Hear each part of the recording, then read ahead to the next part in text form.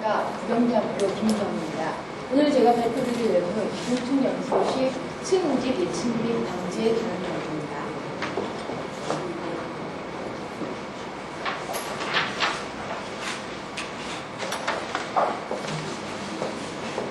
아시다시피 이동충 소금물은 다양한 장점을 갖고 있는 반면에 전기열탄이나 바이오매스 같은 종류 연료를 이동충 연소할 경우에 있어서 해제 내에 포타슘이나 소듐 성분과 배드 머티리얼 간의 어떤 절뭉적 분유물이 형성됩니다. 이에 따라서 배드 어글로머레이션이 층내에 비유동화를 유도하고 결국에는 조업 중단 사태까지 발생하게 됩니다. 따라서 이에 대한 대책이 필요하다고 생각합니다.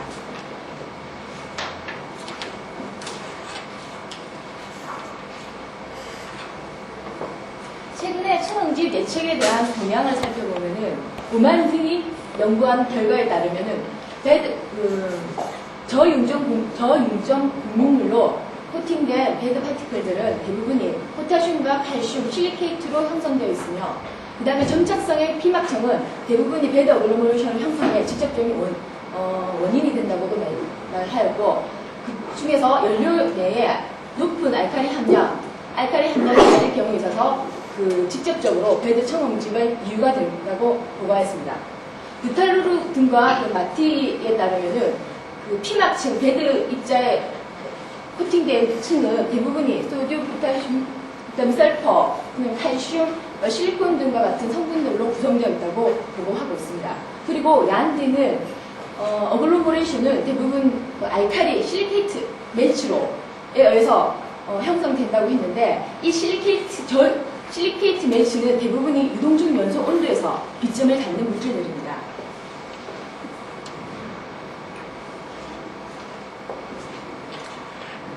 실제로 유동층 소각 후에 나온 층응집물과 층입자를 EPM에 분석을 한 결과입니다.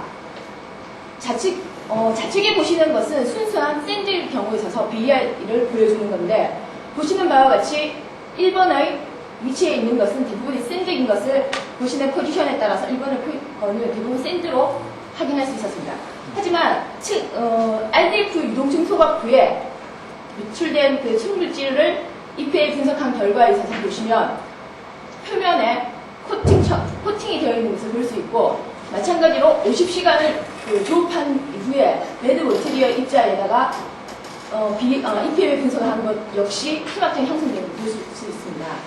2번과 3번의 경우에 있어서 피막청을 형성하는 성분이 뭐로 구성되어 있는가를 EPM에 분석한 결과를 보시면은 대부분이 실리콘 성분들과 그리고 알칼리 성분들이로 구성되어 있다는 것을 볼 수 있었습니다.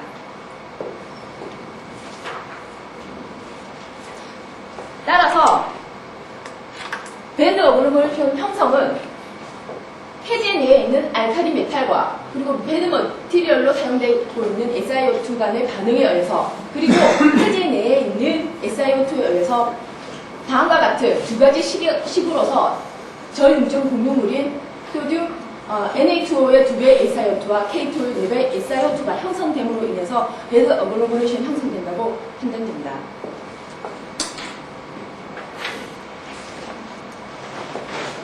본 연구의 목적은 이러한 배드 어글로머레이션 형성을 예측하기 위해서 포텐셜을 예측하기 위해서 배드 어글로머레이션 포텐셜 어세싱 크라이테리아를 설정해 보고자 하였습니다. 여기에 사용된 어세싱 크라이테리아 인덱스로는 아까 말씀드린 것과 마찬가지로 알칼리 실리케이트 매치 K2오의 2배의 SiO2와 Na2오의 2배의 SiO2와 K2오의 4배의 SiO2의 몰 분율로서 인덱스를 정하였습니다. 그리고 이러한 크라이테리아를 가지고 배드 어글로머레이션을 방지할 수 있는 방법에 대한 연구도 수행을 하였습니다.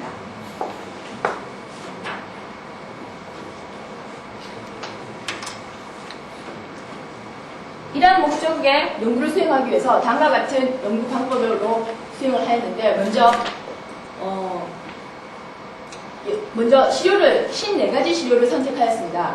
27종류의 어글로머레이션이 일어난다는 연료와 그리고 어글로머레이션이 일어나지 않는 27종류의 연료를 선택을 하였습니다. 두 번째로는 연력 평형 모델 HS 케미스트리를 이용해서 실리케이트 매치 생성량 물 분율을 계산하였습니다.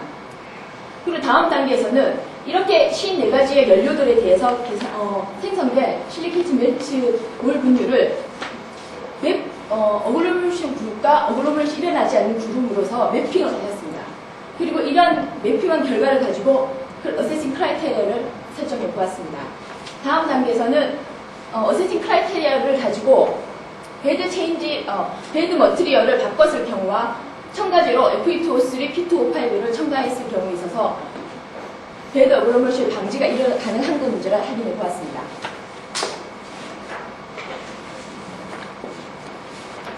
다음에 보시는 테이블은 대표적으로 사용된 베드 어글로메이션이 일어나는 RDF, 바우만스콜, MSW, 스트로펠렛, 커피 허스크 같은 성분들의 성분 분석 결과와 베드 어글로메이션이 일어나지 않는 콜이나 우드, 그 다음에 하수 슬러지 같은 성분들의 분석 결과입니다. 다음은 이 성분들의 애쉬 분석 결과입니다. 애쉬 분석 결과를 보시면은 대부분의 베드 어글로메이션이 일어난 연료에 있어서는 소듐과 포타슘의 함량이 높다는 것을 볼 수 있습니다. 이에 반해 어글로메이션이 일어나지 않는 연료들에 있어서는 비교적 굉장히 낮은 알칼리 금속 함량을 보여주고 있습니다. 이러한 성분 분석 결과를 토대로 연력학 평형 모델을 계산한 결과 보시는 바와 같이 베드 어글로메이션이 일어나는 연료들에 대해서 보면 조업 시간에 따라서 조업 온도를 높임에 따라서 실리케이트 매치 생성량이 증가하는 것을 볼 수 있었습니다.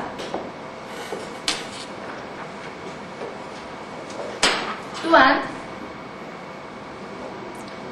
보시는 바와 같이 우드나 스웨지 슬러지 같이 어글로메이션이 일어나지 않는 연료들은 어글로메이션이 일어나는 다른 그 연료들에 비해서 실리케이트 매치 생성량이 현저히 낮다는 것을 확인할 수 있었습니다.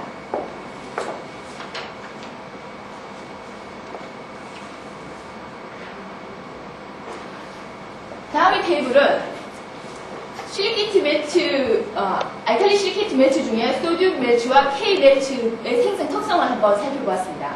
보시는 바와 같이 MSW, 스트로펠렛, 커피 허스클 같은 경우에서는 해제 내에 포타슘 성분이 비교적 높은 편에 속합니다. 이 같은 경우에 있어서는 포타슘 매치가 생성되는 것을 확인할 수 있었는데 그 외의 성분들에 있어서는 대부분이 소듐 매치만이 생성되는 것을 확인할 수 있었습니다.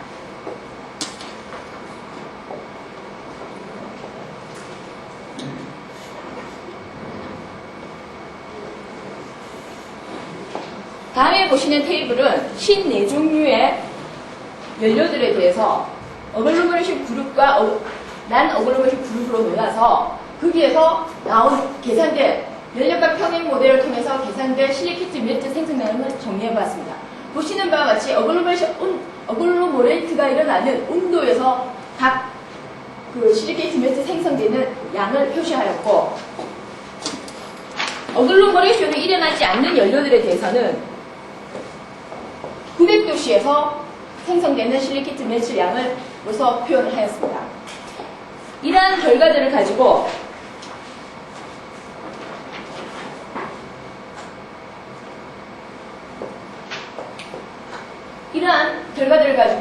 어글로메이션이 일어나는 27종과 어글로메이션이 일어나지 않는 27종을 매핑한 결과에 있어서 두 그룹 간에 확실한 실리케이트 매치 생성량의 차이가 있다는 것을 확인할 수 있었습니다. 따라서 이러한 기준을 가지고 어세싱 크라이테리아를 정하여 보았습니다.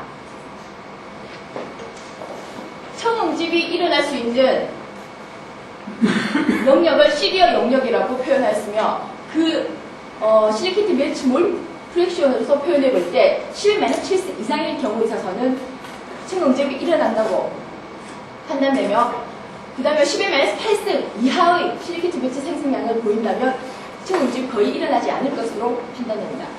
그 중간 영역은 미디엄이라고 표현하였습니다. 이런 어세싱 크라이테리아를 가지고 층물질을 변경하였을 경우에 천응집 효과에 대해서 살펴보았습니다.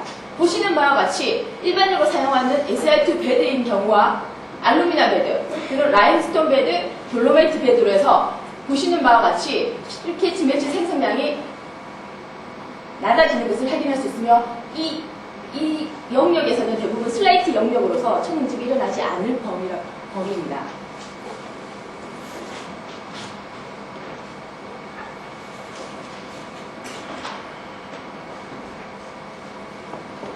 다음은 첨가제로서 Fe2O3를 첨가할 경우에 있어서 천응집 방지 효과가 있는지를 확인해 보았습니다.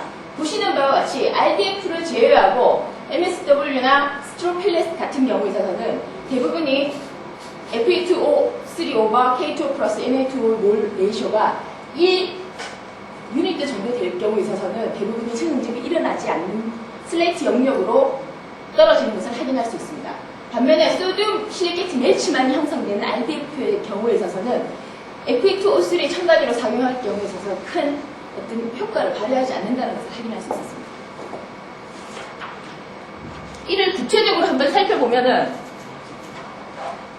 RDF에 있어서 소듐 실리케이트 매치만이 생성되는데 소듐 실리케이트 매치가 Fe2O3를 첨가함에 따라서 다소 줄어드는 경향은 보이지만 줄어들 때 생성되는 것은 대부분 NaFeSiO3-2나 NaFeO2 형태로 나타났습니다. 그 외의 변화는 없었습니다.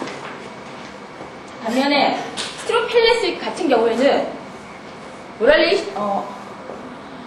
몰 레이쇼가 1일 경우에서 대부분이 실리케이트 매치 생성량이 많이 감소하였는데 그에 반해서 KFeO2가 대부분이 생성되었고 K2O, Fe2O3 성분이 주로 생성되는 것을 확인할 수 있었습니다. 포타슘의 경우이고 다음의 그림은 소듐 측면에서 소듐 프로덕트 측면에서는 대부분이 Na2SO4 형태로 소듐 실리케이트 매치가 감소함에 따라서 Na2SO4 형태나 NaFeSiO3-2의 형태로서 생성되는 것을 확인할 수 있었습니다. 다음은 P2O5를 첨가제로 주입했을 경우에도 마찬가지로 스트로펠렛의 경우에 있어서는 P2O5와 K2O 플러스 Na2O 몰 레이쇼가 1일 경우에 있어서는 대부분 실리케이트 매치 생성량이 슬라이트 그 영역 이내로 떨어지는 것을 확인할 수 있고 RDF와 MSW 같은 경우에 있어서도 몰 레이쇼가 1.25 정도 될 경우에 있어서는 대부분 슬라이트 영역으로 낮아지는 것을 확인할 수 있습니다.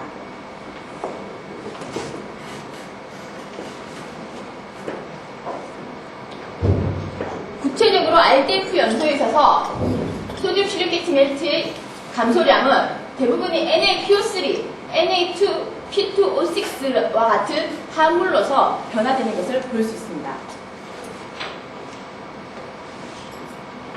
스트로펠렛의 경우에서 포타슘의 프로덕트들의 변화를 살펴보면은 포타슘 실리케이트 매치가 감소함에 따라서 KPO3와 KH2PO4로 생성되는 것을 확인할 수 있었습니다. 소듐 프로덕트의 경우에 있어서는 소듐 실리케이트 매트가 감소함에 따라서 NaPO3와 Na2P2O6로 생성되는 것을 확인할 수 있었습니다. 최종적으로 결론에 대해서 말씀드리면 유동적 연소로에서 연료 내의 알칼리 성분 소듐 포타슘과 같은 층물질의 반응에 의해서 천응집 현상을 연력학 평균 모델을 이용해서 천응집에 대한 어세싱 크라이테리아를 정할 수 있었습니다. 그리고 천응집 예측 크라이테리아는 알칼리 실리케이트 매트 생성량으로 판정할 수 있으므로 상류 유동층 연소로 또는 소각로에 쉽게 적응할 수 있을 것으로 판단됩니다. 천응집 방지 방안별 효과를 살펴본 결과 식물질 변경에 의한 천응집 방지 효과가 매우 높다는 걸 알 수 있었으며 무기 첨가제로 Fe2O3와 P2O5를 주입했을 경우에 효과적으로 천응집을 방지할 수 있었다고 판단됩니다. 이상입니다.